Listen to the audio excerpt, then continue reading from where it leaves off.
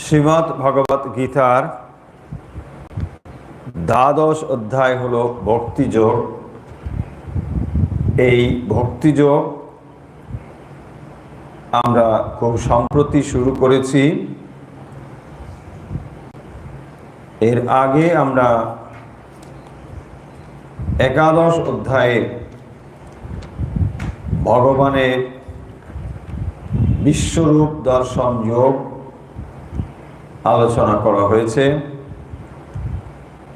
যেখানে ভগবান অর্জুনকে বিশেষ ক্ষমতা প্রদান করার পরে বিশ্বরূপ দর্শন করিয়েছেন এবং এই বিশ্বরূপ দর্শন করবার জন্যে সকলেই সামর্থ্যবান হন না।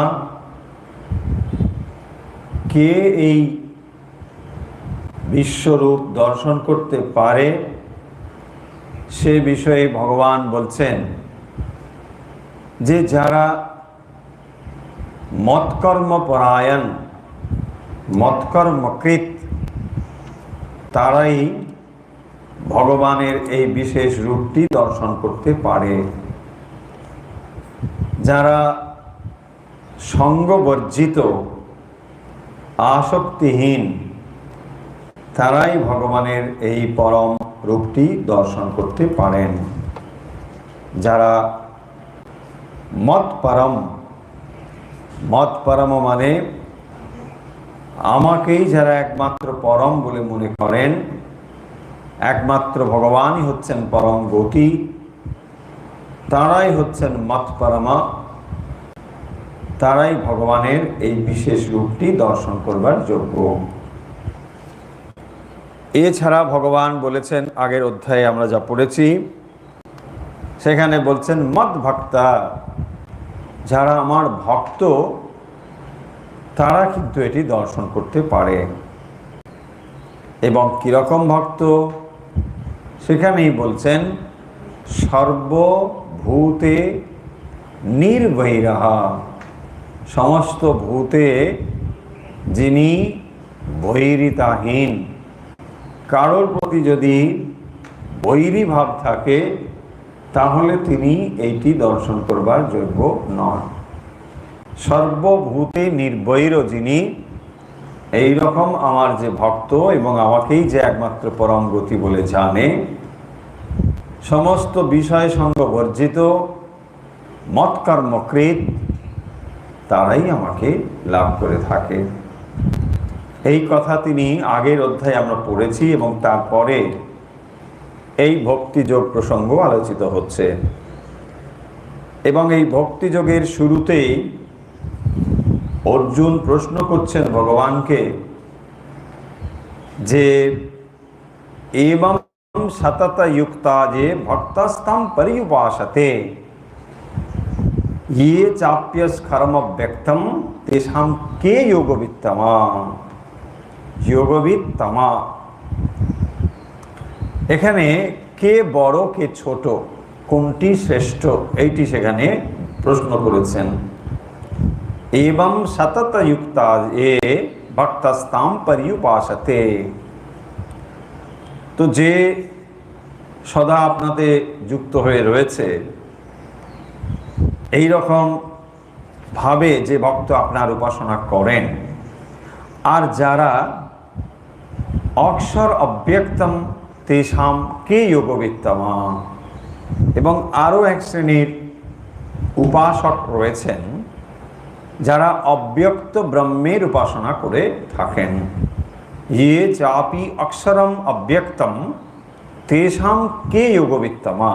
তাহলে প্রশ্নটা খুবই পরিষ্কার স্পষ্ট যে যারা ভক্তির দ্বারা আপনার উপাসনা করেন ভগবানের, আর যারা অক্ষর ব্রহ্মের উপাসনা করেন, অব্যক্ত রূপ অক্ষর, তাদের মধ্যে কে যোগবিত্তমা, এইটি ছিল অর্জুনের প্রশ্ন।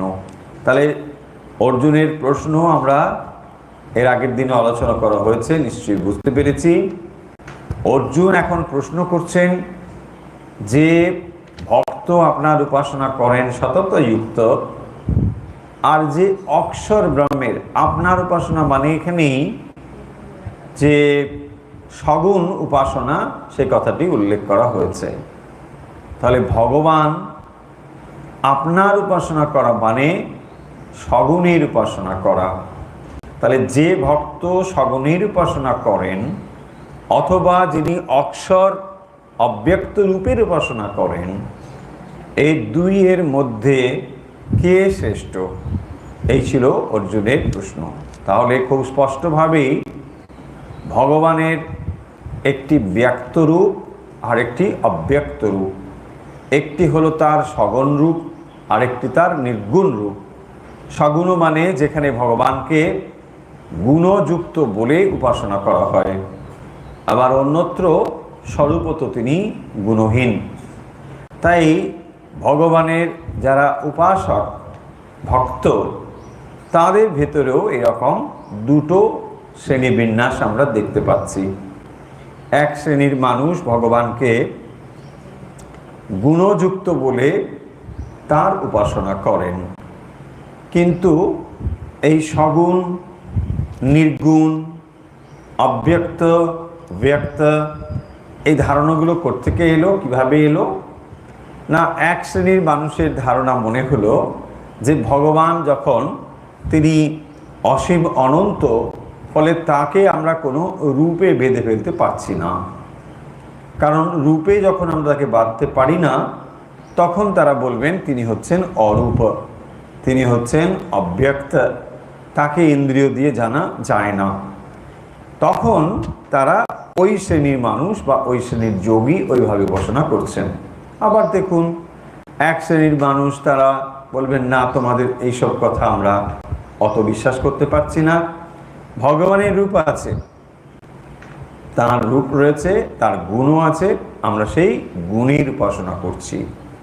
এইভাবেই দুটি উপাসনা পদ্ধতি আলাদা রকমভাবে তৈরি হয়েছে। আরও অনেক রকম মত রয়েছে, কিন্তু প্রধানত আমরা দেখলাম এখানে দুটো, একটা হলো গুণযুক্ত, একটা গুণহীন, নির্গুণ এবং সগুণ।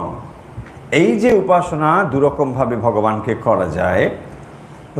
স্বরূপ মানে কি? যা রূপ আছে, রূপ মানে ভগবানের একটি নির্দিষ্ট ফর্ম রয়েছে, সেটি কৃষ্ণ হতে পারে, রাম হতে পারে, যে কোনো কিছু, এবং তার সঙ্গে গুণযুক্ত হচ্ছে।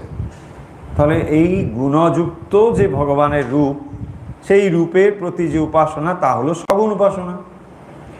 আবার এক শ্রেণীর মানুষ তারা কি করছেন, তারা কিভাবে উপাসনা করেন? তাহলে তারা নির্গুণ ব্রহ্মের উপাসনা করেন। কিভাবে করেন? তারা ধ্যান করেন। সেই ধ্যানের গভীরে গিয়ে ভগবানের যে নির্গুণ স্বরূপ, সেই নির্গুণ স্বরূপ তারা চিন্তা করেন, এবং এইভাবে চিন্তা করতে করতে সেই মন ভগবানে সমর্পিত হয় এবং তার দ্বারা সেই সত্তা প্রাপ্ত হয়। একেই আমরা নির্গুণ সমাধি, নির্গুণ ধ্যানের দ্বারা, নির্গুণ ব্রহ্মের উপাসনার দ্বারা সমাধি প্রাপ্ত হওয়া ইত্যাদি এইভাবে আমরা দেখি। অর্জুন সেই জন্যে খুব স্পেসিফিক প্রশ্ন করেছেন একেবারে ঠিকঠাকভাবে, যে আপনি তো বললেন আপনার এই রূপ যেমন একরকম, আবার আপনার অব্যক্ত রূপও রয়েছে, তো এই দুটোর মধ্যে আমি জানতে চাই আপনাকে কোনভাবে উপাসনা করাটা সমীচীন হবে, যুক্তিযুক্ত হবে। দেখুন, যেহেতু এই যোগটির নাম ভক্তিযোগ, ফলে খুব স্পষ্টভাবেই ভগবান এখানে ভক্তির কথাই বলবেন, এবং যখন তিনি ভক্তির কথা বলবেন তাহলে ভক্তির মাহাত্ম্যই এখানে বর্ণিত হবে। সেই জন্যে ভগবান এখন কি বলছেন? ভগবান বলছেন, ময়্যাবেশ্য মনো ইমাম নিত্যযুক্ত উপাসতে শ্রদ্ধয়া পরয়ো বেতাস্তেমে যুক্ত তমামতঃ। ময়্যাবেশ্য মনো ये माम नित्य युक्ता उपासते। मय्यावश्य मनो ये माम, मय्या মানে মই, আমাতে মন চিত্ত আবেশ নিবিষ্ট করে যে নিত্য যুক্তা, আমার সঙ্গে সতত যুক্ত হয়ে রয়েছেন, এরকম উপাসতে শ্রদ্ধয়া পরয়োপেতাস তেমে যুক্ত তমামতঃ। আর পরয়া মানে পরা দৃষ্ট, শ্রদ্ধয়া শ্রদ্ধাপূর্বক, আমাকে উপাসনা করেন তে তারা যুক্ততমাহা শ্রেষ্ঠ যোগী। তাহলে এখানে দুটো কি বললেন না, যারা আমাতে মন প্রাণ নিবিষ্ট করে আমার সঙ্গে সব সময় যুক্ত রয়েছে, তারা আমার উপাসনা করেন, তারাই আমার শ্রেষ্ঠ যোগী। তো যারা ময়্যা বিশ্ব মনোজিমাম নিত্যে যুক্তা উপাসতে, আমাতেই মন প্রাণ সমর্পণ করে সর্বদা আমার সঙ্গে যুক্ত হয়ে রয়েছে, শ্রদ্ধয়া পরায়োপেতা তে মে যুক্ত তমা মতাহা। তো এটাই হলো আমার মত, তারাই হচ্ছে মানে শ্রেষ্ঠ যোগী। এই পর্যন্তই আমরা মনে হয় পড়েছি। এরপরে আমরা আজকে পড়া শুরু করছি 3 নম্বর শ্লোক থেকে। কথা বলছেন ভগবান। প্রথমেই তিনি এইটি বলছেন যে তাহলে তার শ্রেষ্ঠ যোগী কে, সেইটি বলতে গিয়ে বলেছেন যে আমাতে যে মন নিবিষ্ট করে সতত যুক্ত হয়ে দিন রাত পরম শ্রদ্ধার সঙ্গে আমার উপাসনা করেন, আমার মতে তারাই হলো শ্রেষ্ঠ যোগী। 3 নম্বর শ্লোক এবারে আমরা পড়ব। 3 এবং 4 একসঙ্গে, যেহেতু মানে শেষ হয়েছে 3 এবং 4 একসঙ্গে যুক্ত হয়ে, সেই জন্যে 3 এবং 4 এই দুটো শ্লোক একসঙ্গে পড়তে হবে। ये तस्करमनिर्देश्यम् अव्यक्तं पर्युपासते सर्वत्र गमचिन्तं च कूटस्थमचलं ध्रुवम् संनियम्येन्द्रियग्रामम् सर्वत्र समबुद्धय ते प्राप्नुवन्ति मामेव सर्वभूतहिते रताः। এবারে আমরা এর অর্থ দেখব। প্রথম, ইয়ে তস্পর মনির্দেশ্যম অব্যক্তম পর্যুপাসতে। এর অর্থ দেখুন, ইয়ে যারা, তু কিন্তু, সর্বত্র সমবুদ্ধয়ঃ সর্বত্র গমচিন্তঞ্চ কূটস্থমচলম ধ্রুবম সংনিয়মেন্দ্রিয়গ্রামম সর্বত্র সমবুদ্ধয়ঃ। তো যিনি সমস্ত কিছুতে সমবুদ্ধি, সর্বত্র সমবুদ্ধয় সমবুদ্ধি সম্পন্না, সর্বভূত হিতে রতাহ সমস্ত প্রাণীর কল্যাণে যিনি রত আছেন, রতাহ চ ইন্দ্রিয় গ্রামম সমস্ত ইন্দ্রিয়কে সংনিয়ম্য সংযত করে, অনির্দেশ্যম আর অব্যক্তম সর্বত্র গম অচিন্তম কূটস্থম অচলম ধ্রুবম অক্ষরম পর্যুপাসতে তে মাম এব প্রাপ্নুবন্তি। তাহলে দুটো এখানে যে উপাসনা অর্থাৎ সগুণ এবং নির্গুণ, এই দুটোকে একসঙ্গে এখানে কি বলছেন, তাহলে দেখুন দুটো 3 এবং 4 বলছেন সর্বত্র চিন্তঞ্চ কূটস্থমচলম ধ্রুবম ইয়ে তু অক্ষরম। তাহলে প্রথম যে অব্যক্ত অক্ষর ব্রহ্মের উপাসনা করেন, তারা কি করেন, অক্ষরম অনির্দেশ্যম অব্যক্তম সর্বত্র গম অচিন্তঞ্চ কূটস্থম অচলম ধ্রুবম। এই শব্দগুলোকে আগে আমাদের বুঝতে হবে 3 নম্বরে। তাহলে যারা মানে অব্যক্ত ব্রহ্মের উপাসনা করে থাকেন বা যারা নির্গুণ ব্রহ্মের উপাসনা করে থাকেন, তারা কি করেন না, ইয়ে তু যারা অক্ষরম অনির্দেশ্যম অব্যক্তম পর্যুপাসতে। একটা একটা করে শব্দ আগে বুঝব। প্রথম শব্দটি বলা হচ্ছে ইয়ে তু অক্ষরম। তাহলে যারা অক্ষর এর উপাসনা করেন, অক্ষর। অক্ষর শব্দের অর্থ কি? না, যার কোনো ক্ষয় নেই তাকে বলা হয় অক্ষর। মানে সমস্ত অবস্থাতেই যেটি পরিবর্তনীয় হয়ে থাকে সেটি হলো অক্ষরম। তাহলে এই যে নির্গুণ ব্রহ্ম সেটি হচ্ছে অক্ষর। তাই এখানে বলছেন ইয়ে তু অক্ষরম। তাহলে সেই ব্রহ্ম কিরকম? না অক্ষর। যা কিছু আমরা জগতে অনুভব করছি সবই হচ্ছে স্খর, ক্ষয়প্রাপ্ত হয়। কিন্তু একমাত্র যা ক্ষয়প্রাপ্ত হয় না তা হলো এই ভগবানের যে রূপ স্বরূপ ব্রহ্ম সেইটি। তাহলে বলছেন অক্ষরম। তারপরে বলছেন দেখুন অনির্দেশ্যম। কথাগুলো খুব কঠিন কঠিন। মানে অক্ষরম, তার কোনো ক্ষয় নেই। আচ্ছা, মোটামুটি একটা আমরা ধারণা বা অর্থ বুঝলাম। তারপরে বলছেন অনির্দেশ্যম। নির্দেশ্য মানে কি? না, যখন আমরা কোনো একটা কিছুকে মানে নির্দিষ্ট করে বলি, তাকে ডিফাইন করি, তাকেই আমরা বলি নির্দেশ্য। এবারে তার উল্টো যা অনির্দেশ্য, তার মানে তাকে আমরা কোনোভাবে ডিফাইন করতে পারি না, তাকে আমরা মানে অনির্বাচনীয়। অনির্বাচনীয় মানে আমার বাক্য মন তাকে মানে নির্দেশ করতে পারে না। তাহলে বাক্য মনের দ্বারা যাকে নির্দেশ করা যায় না, এটা অত সহজ বিষয় নয়।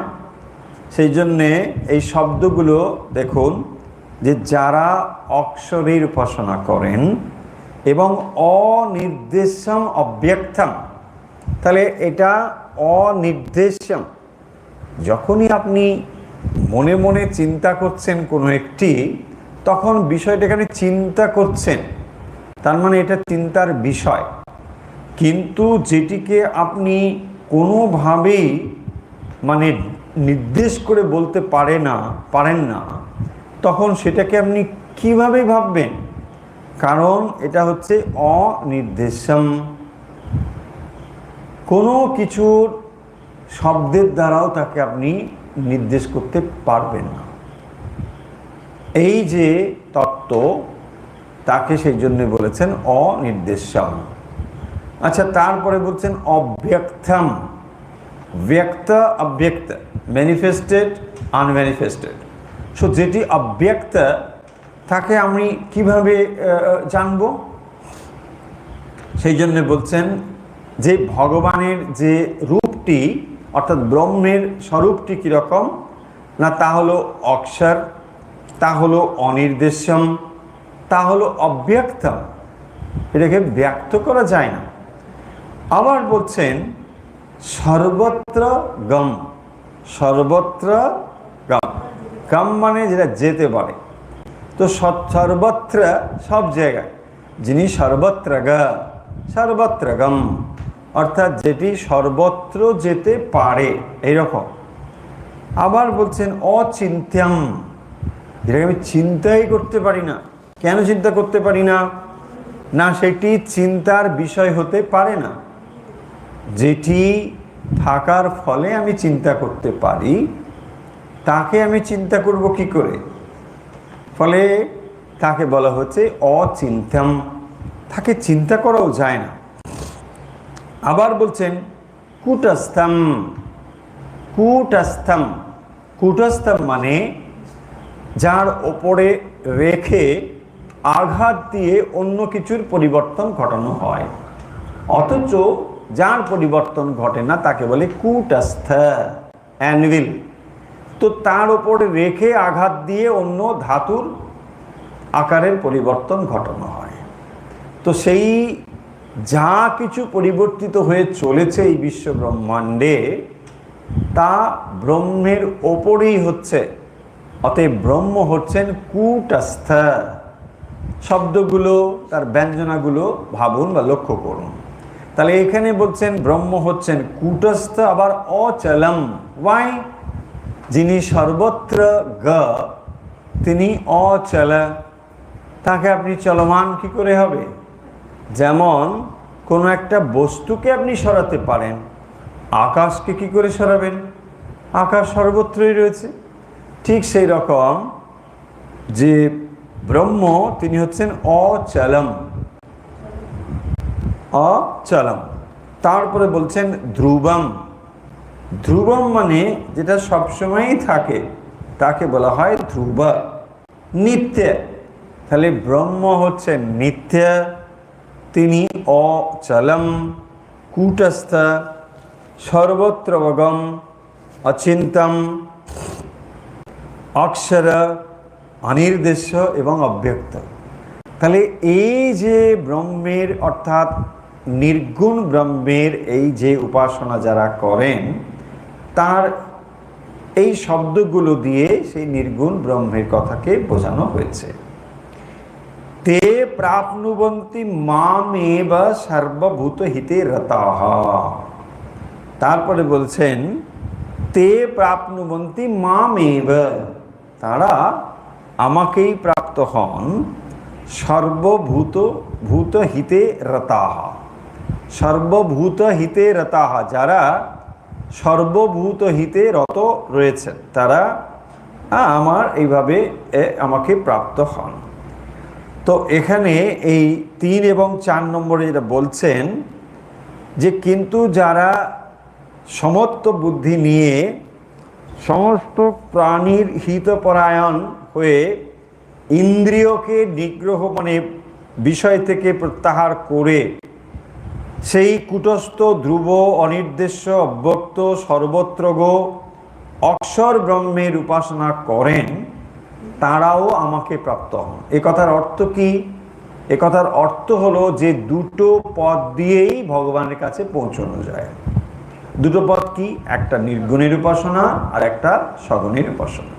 তাহলে নির্গুণের উপাসনা দ্বারাও আমাকে প্রাপ্ত হওয়া যায়, আর যারা সগুণের উপাসনা করেন তারাও আমাকে প্রাপ্ত হন। যাতে আমরা এটা না বুঝি, কারণ এখানে তুলনা করার কথা অর্জুন জানতে চেয়েছেন। তুলনা কি? কোনটা বেশি ভালো?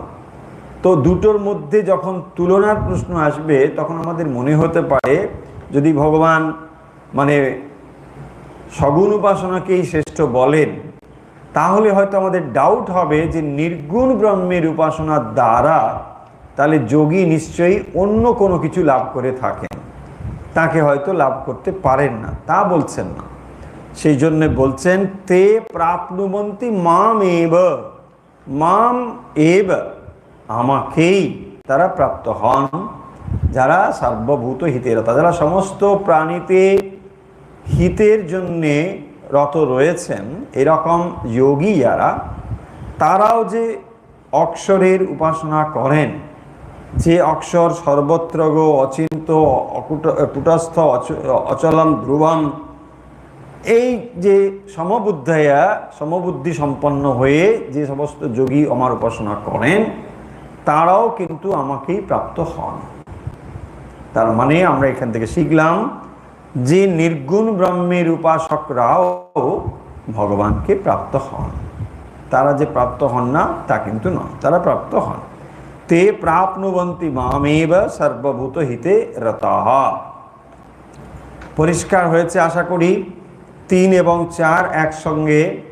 তাহলে এখানে যে শব্দগুলো রয়েছে সেই শব্দগুলো হচ্ছে নির্গুণ যে ব্রহ্মের উপাসক যারা, সেই ব্রহ্মকে বোঝানোর জন্যে এই শব্দগুলো বলা হয়েছে। তিনি সর্বত্রগম, অচিন্তম। কিন্তু দেখুন, এইগুলোকে এমন করে ভাবতে বা চিন্তা করতে আমরা সকলে হয়তো পারবো না যে ভগবান হচ্ছেন কীরকম না অনির্দেশ্যম। তো তাকে কোনোভাবে আমরা মানে কোনো কিছু দ্বারা প্রকাশ করতে পারবো না।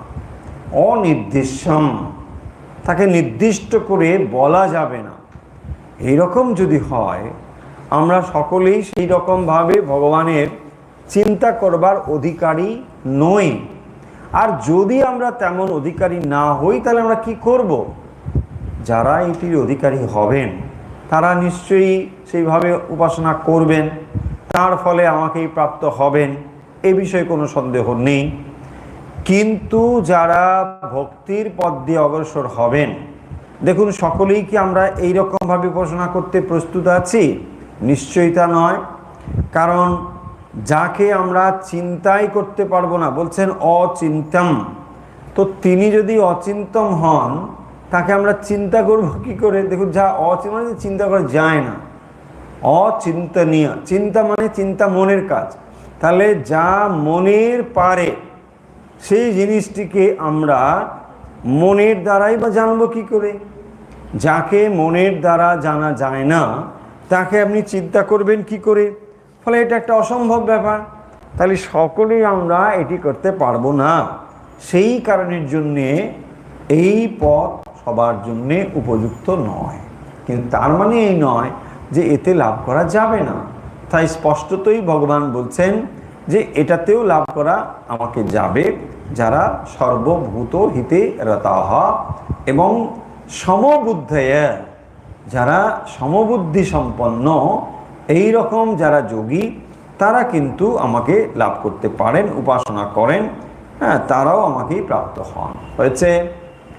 এবারে এই দুটোর মধ্যে এবারে মানে কোনটি ভালো কোনটি মন্দ এবারে ভগবান সেটি বলবেন।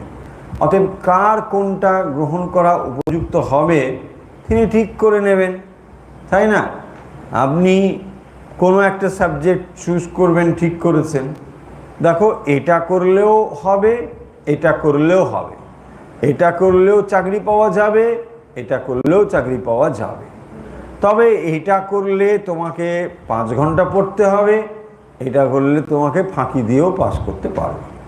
ও তাহলে তো ফাঁকি, তাই না? এইটাই হচ্ছে ব্যাপার। কারণ আমরা চাই সহজেই ভগবানকে লাভ করব, এত কঠিন কঠিন ব্যাপারের মধ্যে যেতে চাই না। ভগবান তখন বলছেন ভেরি গুড, তোমাদের জন্য রাস্তা আছে।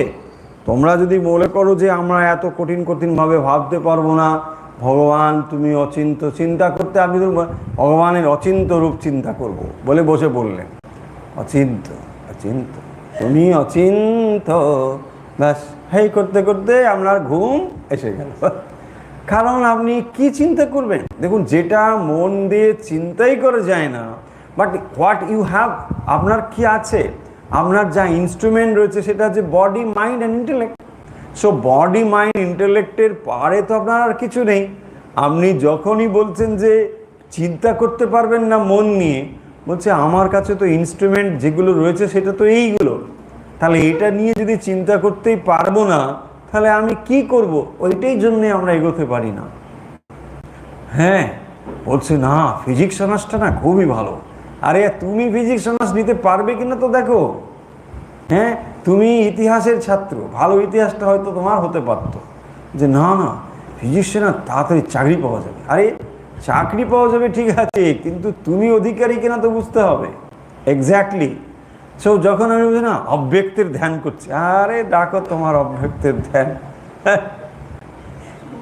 হ্যাঁ, ঘুমোচ্ছে। এখন ধ্যানের সব প্যাকেজ চলে। আরে বাবা, মেডিটেশন শেখানো হচ্ছে। হ্যাঁ, 6 মাসের মেডিটেশন কোর্স, ক্যাশ কোর্স। হ্যাঁ, হাজার হাজার লোক ঢুকে পড়লো ওখানে, গিয়ে হচ্ছে মেডিটেশন, একবারে ব্রহ্ম দর্শন করে নামছে সঙ্গে সঙ্গে। অত যদি সোজা হতো তাহলে আমাদের মানে পৃথিবীটা আর এমন হতো না, সবাই ব্রহ্মজ্ঞানে ছেয়ে যেত একবারে। অত সোজা নয় এগুলো, হচ্ছে এক একটা মানে কি বলবো, মানে যদি বলতে ইচ্ছে করছে না বিষয়গুলো, এগুলো হচ্ছে ধর্মকে কাজে লাগিয়ে মানুষকে প্রতারিত করার একটা রাস্তা আর উপার্জনের রাস্তা। দেখবেন যারা এই মেডিটেশন নিয়ে মানে এইসব কোর্স বাইর করে কোটি কোটি টাকা উপার্জন করছে, আমরা বুঝতে পারছি না। আমরা ভাবছি যে আমরা মেডিটেশন শিখবো, ইয়েস মেডিটেশন, বাট আপনাকে মেডিটেশন শেখানোর নামে উনি কোটি কোটি টাকার ব্যবসা করছেন। না না, তা কী করে হবে? আমি হোয়াট মেডিটেশন কি? আপনি যা ছিলেন তাই তাই আছেন। 6 মাস আগে যা ছিলেন 6 মাস পরেও একই আছে, শুধু একটু বেড়েছে, কোর্স করার অহংকারটা বেড়েছে, ব্যাস। এই সরে বসো, কেন কোর্স করে? হ্যাঁ, সরে বসো, আমাকে ছবে না, কোর্স করে এসেছি একদম। সো দেখুন, কিচ্ছু নয়, এই যে অচিন্ত্য ভগবানের চিন্তা করা ইত্যাদি, এটা সবাই আমরা কোয়ালিফাইড নয়। সেই জন্যে ভগবান দেখুন স্পষ্টত আজ থেকে 5000 বছর অন্তত আগে এই কথাগুলো বলা হচ্ছে। কি বলা হচ্ছে? ক্লেশোধিকতরস্তেষাম অব্যক্তাশক্তচেতসাম অব্যক্তা হি গতির্দুঃখম দেহাবৎ বীরবাপ্যতে। একেবারে স্পষ্ট কথা, ক্লেশোধিকতরস্তেষাম অব্যক্তাশক্তচেতসাম। দেখুন একেবারে একটা লাইন, কোথাও যেন ভাঙা নেই। আপনি নিঃশ্বাস নেবেন কোথায়? 5 নম্বরের যে শ্লোকটা, মানে এই জন্য একটু সমাস সন্ধি এগুলোর দরকার ছিল, তা না হলে আপনি দেখুন এই এত বড় লম্বা শব্দ উচ্চারণ করবেন কি করে? কালিদাসের মতো বিপদে পড়ে যাবেন। মশারির কোথা দিয়ে ঢুকবে, ওপরের দিয়ে নাকি নিচ দিয়ে? কারণ ক্লেশোধিকতরস্তেষাম অব্যক্তাশক্তচেতসাম, এইটা হচ্ছে ওয়ান ওয়ার্ড। সো এটাকে দেখুন ভাঙা হচ্ছে কিভাবে? থেষাম অব্যক্ত আসক্ত চেতসাম, এই হচ্ছে ওয়ার্ড, এটা ভাঙা হচ্ছে। ক্লেশোধিকতর, ক্লেশ অধিকতর, ক্লেশ, যেখানে ক্লেশ রয়েছে কিরকম? অধিকতর, অধিকা অধিকতর, অধিকতর ক্লেশ থেষাম, সেখানে সেই সকলে অব্যক্ত আসক্ত চেতসাম। এই শব্দটাকে বুঝি, তাহলে অব্যক্ত তার মানে নির্গুণ, তাহলে নির্গুণ যে ব্রহ্মের উপাসনা, আসক্ত অর্থাৎ যারা ব্রহ্মের নির্গুণ উপাসনাতে যুক্ত, চেতসা যাদের চিত্ত এই নির্গুণ ব্রহ্মের উপাসনাতে যুক্ত, তারা অর্থাৎ নির্গুণ ব্রহ্মের উপাসনের যে যোগী, তারা অধিকতরহা ক্লেশহা, ও বাবা, তারাই অধিকতর ক্লেশ অনুভব করে থাকেন। অধিকতর ক্লেশহা, কষ্ট হয়। হি, কেন? যেহেতু, এবার দেখুন অর্থ কেন হবে? দেহবাদবিহি, দেহবাদবিহি, দেহবাদবি মানে দেহধারী মানুষ যারা, তার মানে যাদের মধ্যে দেহাত্ম বুদ্ধি রয়েছে। দেহ তো সবার আছে, যোগীরও দেহ আছে, কিন্তু দেহ আর দেহাত্ম বুদ্ধির মধ্যে তফাৎ আছে। দেহাত্ম মানে দেহটাই আমি, এই দেহটাই আমি, তাকে বলা হয় দেহাত্ম বুদ্ধি। তো যারা দেহাত্ম বুদ্ধিতে যুক্ত হয়ে আছে, তারা দেহাত্ম বুদ্ধি অব্যক্তা মানে নির্গুণ ব্রহ্ম বিষয়ে গতি দুঃখম অবাপ্যতে, তারা অত্যন্ত দুঃখ পেয়ে থাকেন। তাহলে এর অর্থ কি? না, অব্যক্ত নির্গুণ ব্রহ্মে অনুরক্ত চিত্ত যোগীদের সিদ্ধিলাভ খুবই কষ্টসাধ্য ব্যাপার। কারণ দেহধারী মানুষ অনেক ক্লেশকর সাধনা দ্বারা নির্গুণ ব্রহ্ম বিষয়ক নিষ্ঠা লাভ করতে পারেন। তো যারা দেহধারী সকলেই, আবার যাদের মধ্যে দেহাত্ম বুদ্ধি রয়েছে, এই রকম মানুষের ক্ষেত্রে এই অব্যক্ত ব্রহ্মের উপাসনা করা ক্লেশোধিকতরস্তেষাম, এইটি হচ্ছে ক্লেশোধিকা। বলছে আমি ফিজিক্স পড়বই পড়ব। আরে কেন ফিজিক্স পড়বে? না পড়বই, আমার ফিজিক্স না পড়লে চাকরি হবে না। কেন? তুমি ইতিহাস পড়ো না। না না না, ইতিহাস পড়া প্রেস্টিজের থেকে ভালো না। আমি অব্যক্তের ধ্যান করছি। হ্যাঁ, ধ্যান করছি। কি ধ্যান করছো? হ্যাঁ, পুরো অব্যক্ত, মানে বলাও যায়, কিছুই বলা যাবে বাস। দেখুন, তার মানে এইটিকেই বলেছেন ক্লেশোধিকতরস্তেষাম, ক্লেশোধিকা, এটা ক্লেশপূর্ণ। ওয়াই? দেখুন, যখনই আপনি মনকে তৈরি করতে এখনো না পেরেছেন, তাহলে তত সময় পর্যন্ত ওই জিনিসটি গ্রহণ করার উপযুক্ত নয়। আর যদি উপযুক্ত না হও, জোর করে যদি গ্রহণ করে ফেলো, সেটা ক্লেশোধিকতারাস্তেষাম। ওটা ক্লেশ করবে। কেন? দেখুন, এবার পয়েন্টগুলো লক্ষ্য করুন। ওয়াই? যিনি সগুণ ব্রহ্মের উপাসনা করছেন, তার কাছে কি আছে? একটা ফর্ম আছে, সেটা ভগবানের রূপ আছে। সেটা কৃষ্ণ হতে পারে, রাম হতে পারে, যে কোনো কালী হতে পারে, যা কিছু হতে পারে। ব্রহ্মের একটা রূপ আছে, সেই রূপের আমি উপাসনা করছি, ঠিক। আচ্ছা, এর মধ্যে আরো সুবিধে হলো, আপনি কখনো তার নাম গুণগান করছেন, কখনো ধ্যান করবার চেষ্টা করছেন, কখনো তার পুজো করছেন, কখনো স্তোত্র পাঠ করছেন, কখনো তার মানে তীর্থে যাচ্ছেন, এই সব সম্ভব। কিন্তু যখন আপনি বলছেন আমি নির্গুণের উপাসনা করি, তখন আর এগুলো কোনোটাই দাঁড়ায় না, কারণ তিনি নির্গুণ। হ্যাঁ, চিন্তা করো, কি নির্গুণ, কিরকম করলাম হচ্ছে না। হ্যাঁ, সব নির্গুণের চিন্তা করা অত সহজ নয়। তাহলে কি হবে? আপনার তখন আর সামনে কোনো কিছু নেই।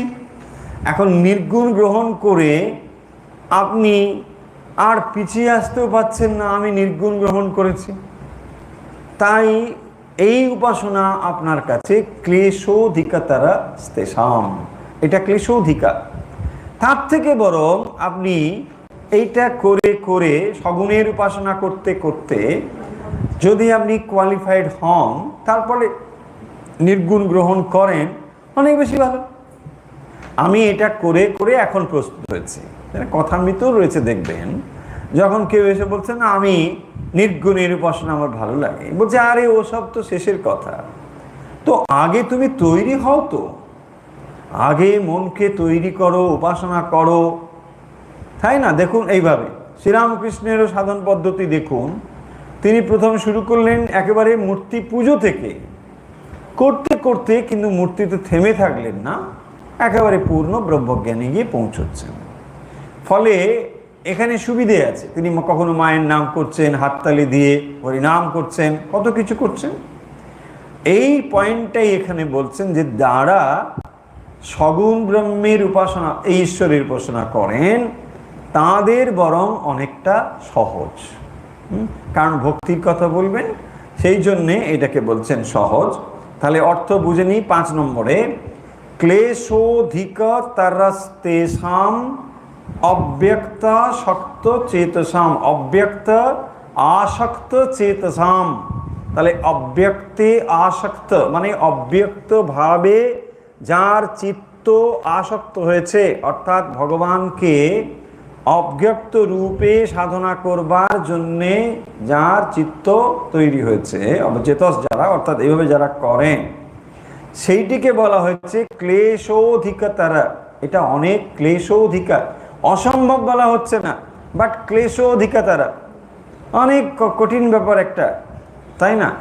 আপনি ধরুন ফিজিক্স অনার্স নিয়ে যদি 30 নম্বর পান, অনার্সটা পাওয়া হলো না। তার থেকে আমি হিস্ট্রি নিয়ে যদি 80 পাই, খারাপটা কি? বলছেন হ্যাঁ, তাহলে তো ভালো কথা। এক্স্যাক্টলি এটাই হচ্ছে ব্যাপার। আমি হিস্ট্রি অনার্স নিয়ে 80% পেয়ে গেলাম, আর অনার্সে ওখানে বলছে ফিজিক্স নিয়ে 30 পেয়ে, অনার্সটা গেল শেষ হয়ে, লাভ কি? বলছে না ফিজিক্স নিলে না খুব ভালো, সবাই বলেছে।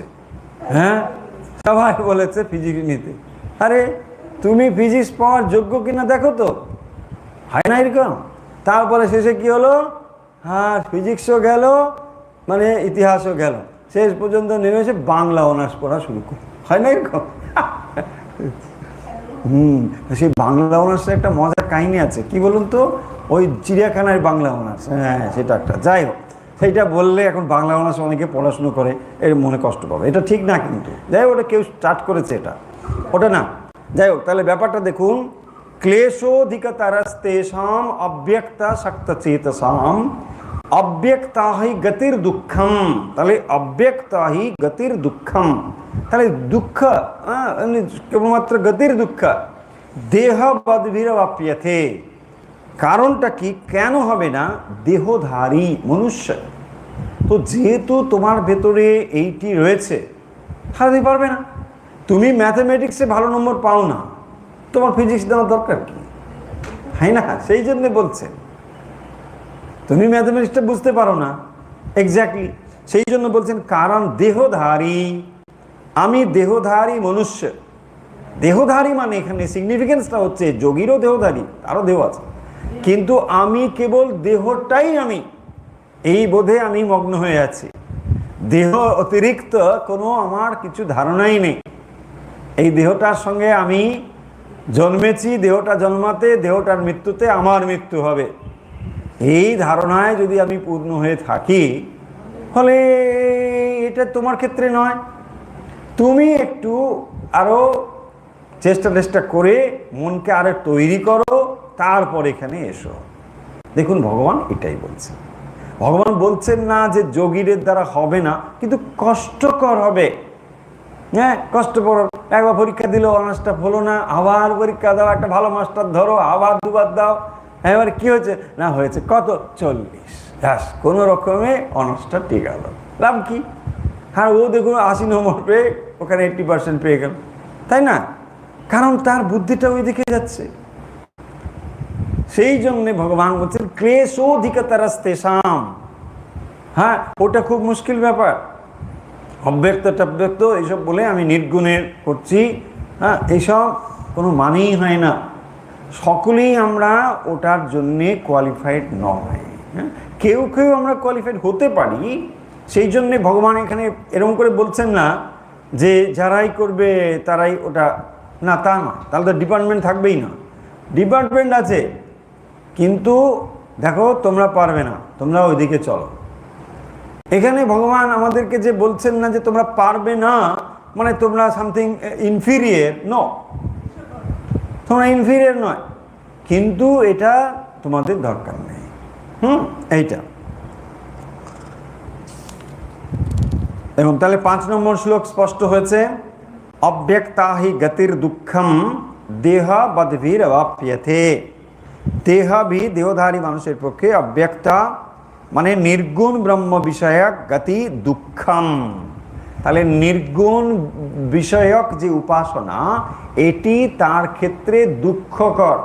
কেন দুঃখকর সে পয়েন্টটা বললাম, যে আপনি অনেক রকমভাবে মনকে রাখতে পারেন। আপনি কি করছেন, কখনো শাস্ত্র পাঠ করছেন, কখনো ভগবানের পুজোই করছেন, তার একটা সাজাচ্ছেন, মালা গাচ্ছেন, নানাভাবে করছেন। হ্যাঁ, কখনো হয়তো তার ভক্তের সেবা করছেন। দেখুন এত কিছু পদ্ধতি রয়েছে, কোথায়? সগুণে। কিন্তু নির্গুণের ক্ষেত্রে এর কোনোটাই নেই, তাই না? সেই জন্যে এগুলোকে বলা হয় অবলম্বন। এই অবলম্বনগুলো গ্রহণ করে মন পরিণত হলে তবে সেগুলোকে ফেলে দেওয়া যায়। তার আগে ইচ্ছে করে ফেলে দিলে এটা হবে না। শ্রীরামকৃষ্ণ দেখবেন কত এক্সাম্পল দিয়ে বুঝিয়েছেন যে যদি মানে ঘাটা শুকিয়ে ভালো না যায়, তুমি যদি তার আগে টানাটানি করো, কি হবে? রক্ত বেরোবে, ঘা হয়ে যাবে। তার মানে একটা সময় পরে ঘাটা শুকিয়ে গেলে ওটা নিজের দিকেই পড়বে, বলছে ওটা খসে পড়বে, হাত দিও না। এক্স্যাক্টলি, তার মানে যখনই ওটা খসে পড়ছে তার মানে সে কোয়ালিফাইড হয়েছে, এখন কিন্তু সে উপযুক্ত হয়েছে। পোল ভল্টের কথা আপনাদের বহুবার বলেছি যে একটা লাঠিকে দৌড়ে গিয়ে চাপ দিয়ে একটা নির্দিষ্ট সীমারেখাকে অতিক্রম করতে হয়। হ্যাঁ, পোল ভল্টে এই খেলার মধ্যে এটা রয়েছে। সো সে কী করে, এটা ছুটে যায়, একটা লম্বা লাঠি থাকে, ওটাকে মাটিতে সজোরে আঘাত করে লাফ দিয়ে ওঠে। এবার দেখুন যখন ওই লাফটা দিচ্ছে তখন লাঠিটাকে সে ফেলে দেয়, লাঠিটা তাকে ওই পর্যন্ত হেল্প করে। এরপরে যদি সে ধরে রাখে তাহলে কিন্তু হবে না। আবার ওই অবস্থা পৌঁছানোর আগে যদি লাঠিটাকে ফেলে দেয় তাহলেও হবে না। ঠিক ওই জন্যে আমাদের জানতে হবে কোন অবস্থায় এটাকে গ্রহণীয়, কোন অবস্থায় বর্জনীয়। তাহলে আমরা মানসিকভাবে যদি মানে স্পিরিচুয়ালি ম্যাচিওর না হয়ে, স্পিরিচুয়ালি ম্যাচিওর সেটা কোনো বয়সের দ্বারা নির্ধারিত হয় না। 80 বছরেও আমরা স্পিরিচুয়ালি ম্যাচিওর হতে পারি, আবার 8 বছরেও স্পিরিচুয়ালি ম্যাচিওর হতে পারি। সো যখন আমাদের এই ম্যাচিউরিটি না হচ্ছে, বেটার আমাদের একটা অবলম্বন নিতে হবে। এটা অবলম্বন নিয়ে আছি, ভালো, একটু ভগবানের নাম করছেন, একটু পুজো করছেন, একটু ধূপ দিচ্ছেন, একটু সাজাচ্ছেন, তার জন্য একটু করছেন, মাঝে মাঝে স্তোত্র পাঠ করছেন, একটু গীতা পাঠ করছেন, শাস্ত্র পাঠ করছেন, কখনো তীর্থে যাচ্ছেন, কখনো ভক্তের সেবা করছেন, কখনো মানুষের একটু সেবা করছেন, এত কিছু আপনার কিন্তু অপশান আছে। ওখানে কিন্তু কোনো অপশান নেই, কারণ তুমি নির্গুণ। ব্যাস, ভগবান কিরকম? নির্গুণ। একটা উত্তর, 100 নম্বর। ভগবান কিরকম? নির্গুণ। ব্যাস, আর কিছু নেই। বলে আর কিছু বলো না, আর কিছু বলে অনির্দেশ্যম, অব্যক্তম। বুঝছি ভাই কিরকম বুঝলে?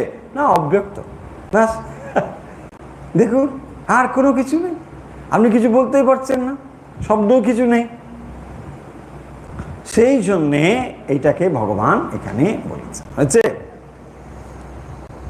ও বাবা, সময় তো শেষ হয়ে যাচ্ছে, খুব মুশকিল ব্যাপার। তাহলে কি এগোবো না? 3 এবং 4-এ ভগবান, তাহলে আজকে কথা খুব বেশি এগোলো না। 3 এবং 4 নম্বরে যে কথাটা বলা হয়েছে তা হলো যে যারা এইরকম অব্যক্ত ব্রহ্মের উপাসনা করেন, অর্থাৎ নির্গুণ ব্রহ্মের উপাসনা করেন, তারাও কিন্তু আমাকেই প্রাপ্ত হন। মানে ফিজিক্স অনার্স নিয়ে মাস্টার্স করে তুমি যদি চাকরি পাও, যা স্যালারি পাবে, ইতিহাস নিয়ে মাস্টার্স করে এলেও একই স্যালারি পাবে। হচ্ছে ও স্যালারি একই, তো তাহলে তো তুমি কেন কষ্ট করে করে ফিজিক্স পড়তে যাও?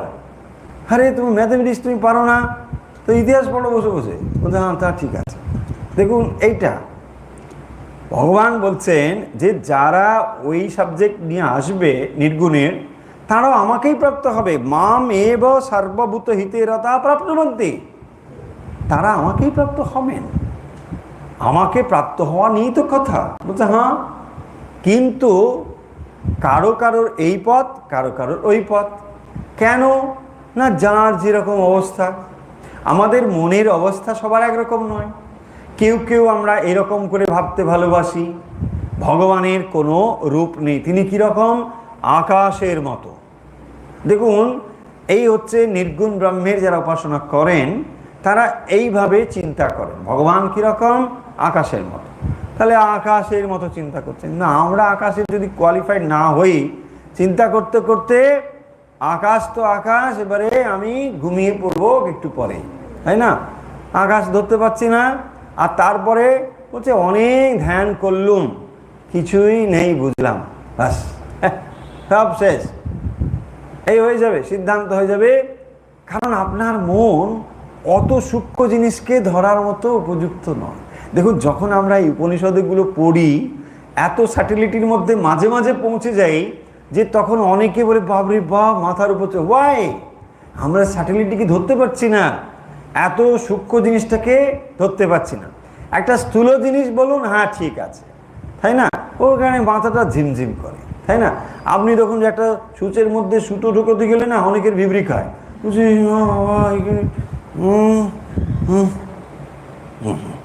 হ্যাঁ বুঝতে পারেন। কিন্তু যদি ওইটাই বলেন না, এই একটাই আছে না, এর মধ্যে একটা দড়ি, হ্যাঁ তা কোনো ব্যাপার নেই, বলুন না, এটা ঢুকিয়ে দিচ্ছি আমি। এটা বড় কিছুর মধ্যে একটা, হ্যাঁ বলছে ওটা কোনো ব্যাপার না, কিন্তু সূচের মধ্যে ঢোকাতে পারবে না।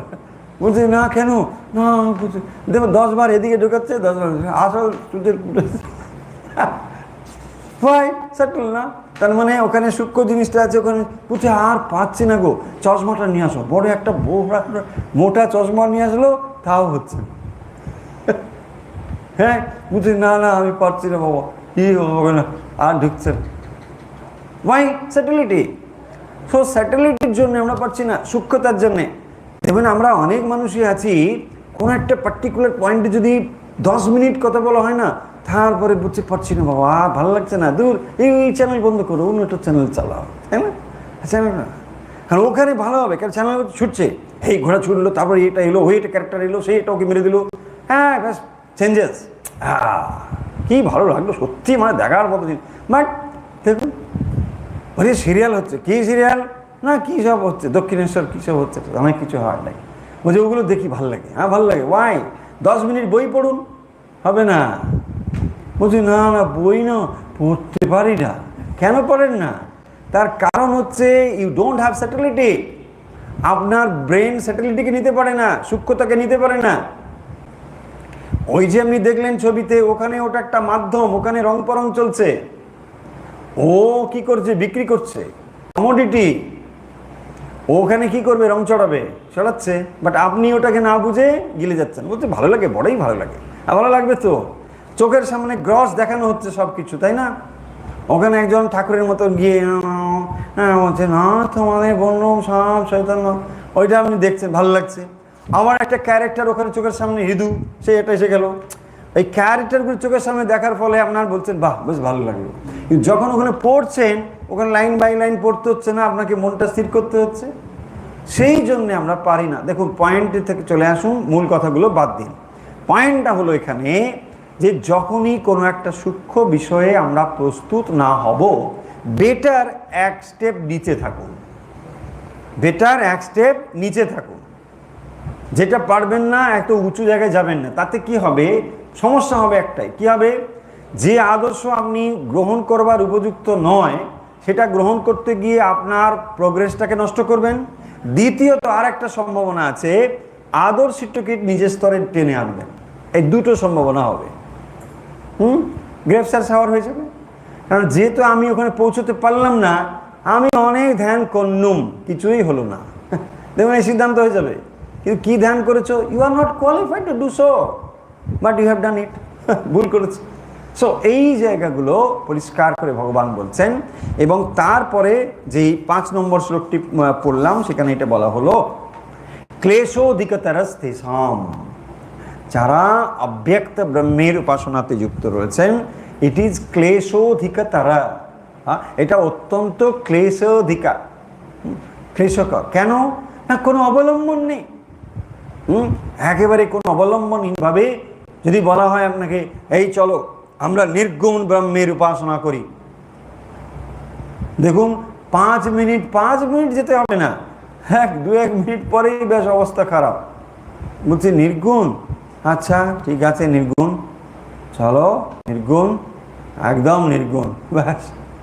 তারপরে দেখবেন নাক ডাকার শব্দ, কি না নির্গুণ ব্রহ্মের উপাসনা, হ্যাঁ লাইট অফ, নাক ডাকা শুরু, নির্গুণ ব্রহ্মের উপাসনা।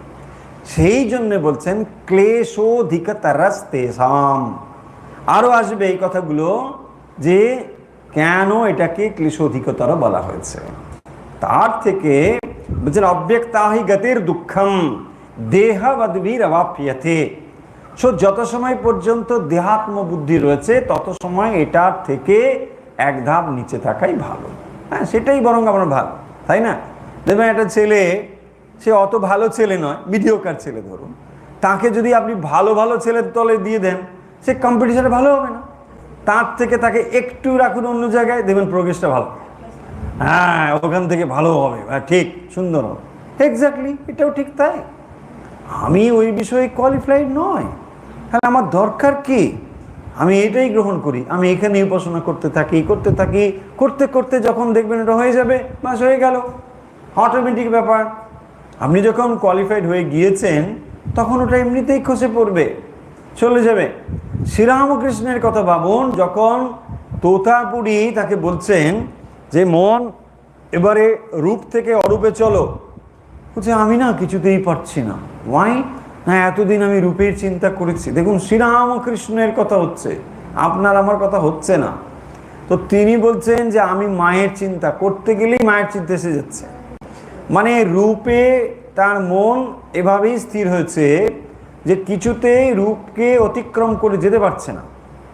তখন কি কাণ্ড করলেন, ব্রহ্মজ্ঞানী তোতাপুরী কাঁচের টুকরো ঢুকিয়ে দিলেন, দিয়ে বলছেন এইখানে কেউ নেই হোগা, হয় এখানে মন ব্রহ্মের দিকে লীন হয়ে গেল, আছে না সব। তো সেই যে দেখুন ওই জায়গাটা, এই হচ্ছে সেদিকে ক্রস করে যাওয়া, রূপকে অতিক্রম করে নির্গুণে মন স্থির হচ্ছে। তার আগে অবধি তাহলে অনেকটা ক্ষেত্র পড়ে আছে। এইটা ভাবার দরকার নেই যে তাহলে যারা মূর্তি উপাসনা করে তারা সব নিম্ন থাকের সাধক, তাও নয়। এইটাতে যদি আপনি যোগ্য হন তাহলেই হবে। হ্যাঁ, আমরা ভাবি বাবার জুতোটাই বেশি ভালো, বাবার জুতোটাই পা ঢোকায় বাচ্চাগুলো, আরে নিজের জুতোটা যে ভালো, বলছে না আমার জুতোটা ছোট, তাই না? ছোট জুতো বলে তার মন নেয় না। বাবার জুতোতে পা ঢোকাবে, বড় জুতোটা ওটি। সো বড় জুতোতে পা ঢুকতে গেলে তুমি তো পড়েই যাবে। আমরা সেই জন্য বলছেন ক্লেশোধিকা তারাস্তেষাম। দেখুন আমরা নানা রকমভাবে এটাকে বলছি, কিন্তু মেন পয়েন্টটা যেন মনে থাকে। বলছে হ্যাঁ মহারাজ ঠিকই বলেছেন, আমরা ছোটোবেলায় কিন্তু পা ঢোকাতাম। আরে no, that is not the point, হ্যাঁ না? অনেকে দেখুন হয়তো মানে ফেসবুকে মানে কমেন্টে লিখে বলছে হ্যাঁ একদম ঠিক বলেছেন, আমরা না ছোটোবেলায় পায়ে জুতো ঢুকাতাম। That is not the point, হয়েছে? সো চলুন এখন তাহলে আমরা আজকের গীতা পাঠ এখানে রাখছি। আজকে পড়লাম 3, 4 and 5 ভক্তিযোগ, হ্যাঁ, দ্বাদশ অধ্যায় ভক্তিযোগ। তাহলে আজকের যে কথাগুলো পড়া হলো নিশ্চয়ই মনে থাকবে। ভগবান অব্যক্ত ব্রহ্মের উপাসনাতে তাঁকেই যে লাভ করা যায় এ কথা তিনি বলেছেন, কিন্তু পাশাপাশি এটাও বলছেন যে অব্যক্ত ব্রহ্মের উপাসনা করা অনেক ক্লেশোধিকার, অনেক কষ্টকর এবং দুঃখ দুঃখম বলছেন, অনেক দুঃখময়। কেন না? যেহেতু দেহাত্ম বুদ্ধি সংযুক্ত আমরা, ফলে এটা যায় না। দেখবেন ওই জন্যে শ্রীরামকৃষ্ণ বলছেন দেখো কলিতে ভক্তিযোগ, নারদীয় ভক্তি। কেন তুমি এখানে ইচ্ছে করলে এরকম বিরাট যোগী টোগী হয়ে যাবে, অত সহজ নয়। মুনি ঋষিরা এটা করতে পারতেন। বলছেন এখানে অন্নগত প্রাণ, হ্যাঁ, দুদিন না শরীরে যদি ভাত টাত খাওয়া টাওয়া হয়, ব্যাস হয়ে গেল চিৎপটাং। বলছে আর কি, হ্যাঁ উঠতে পারি না, উঠতে পারে না, শরীর শেষ। আর তখন দেখবেন হয়তো মানে এক সপ্তাহ যেরকম আছে না, দেখবেন ওই যে সমস্ত মানে উপাসনা পদ্ধতি রয়েছে সেখানে মানে এক একটা তিথিতে এক মুঠো করে খাবার বাড়ছে, এরকম প্রতিপদে এক মুঠো খাবার খেয়ে আছে, এক মুঠো, জাস্ট 1 morsel অফ রাইস। তারপরে প্রতিপদ দ্বিতীয়তে আসবে 2, তৃতীয় আসে 3, এইরকম করে করে আহার গ্রহণ করে করে মানে পুরস্চরণ জপ করতেন। আবার ওই তিথিটা যখন নেমে নেমে আসছে তখন একটু করে কমে কমে আসছে, ওইটা করে করে 14 হবে, তারপরে আবার কমে কমে আসবে। এইরকমভাবে পুরস্চরণ করতে পারতেন। আজকের দিনে এটা ভাবাই যাবে না। বলছে 1 মর্সেল, ব্যাস ঠিক আছে, মর্সেলটা কত করা যায়? হ্যাঁ বলছে এটাই আমার 1 মর্সেল, 1 morsel অফ রাইস। কত? 1 কিলো চালের ভাত। দেখুন, so it's very very difficult to follow all this things. চলুন তাহলে